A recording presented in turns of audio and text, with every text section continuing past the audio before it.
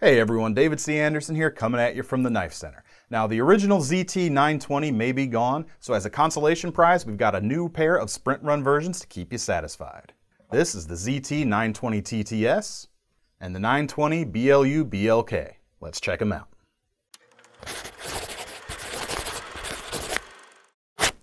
So these new Sprint Runs retain everything that was great about the original, but decked out in some new colors.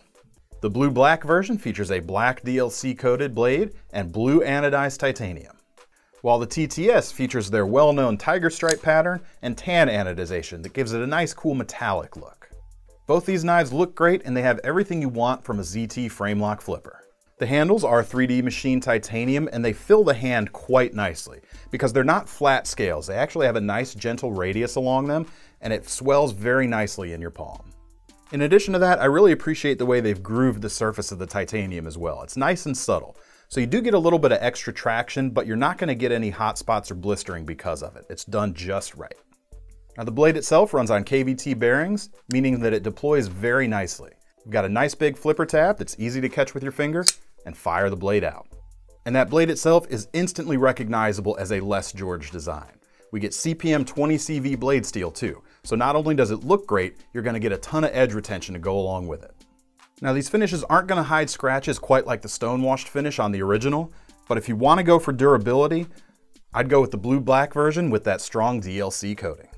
Speaking of durability, if you look on the lock bar, you'll see a large screw right here, and that actually secures an internally mounted over-travel arrestor that also doubles as a lock bar interface for the tang of the knife.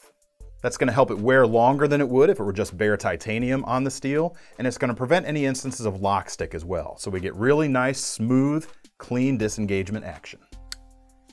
To tie in with the black finishes on the blades, all the hardware on these knives are black as well. Provides a nice bit of contrast from the colored titanium.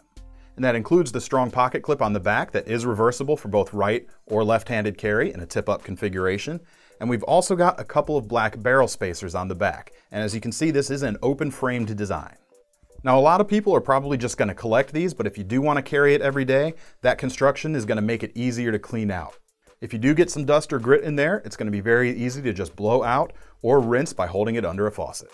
Even more so than the original version, these Sprint Runs of the 920 are beautiful enough to earn a place in your collection. But they're built strong with pride right here in America, which means they're going to stand up to your EDC if you want to do that too.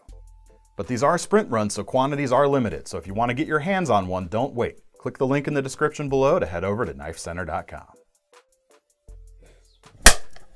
Please keep it civil. Keep it clean. Everyone here already has a knife. We don't need tension. Yeah.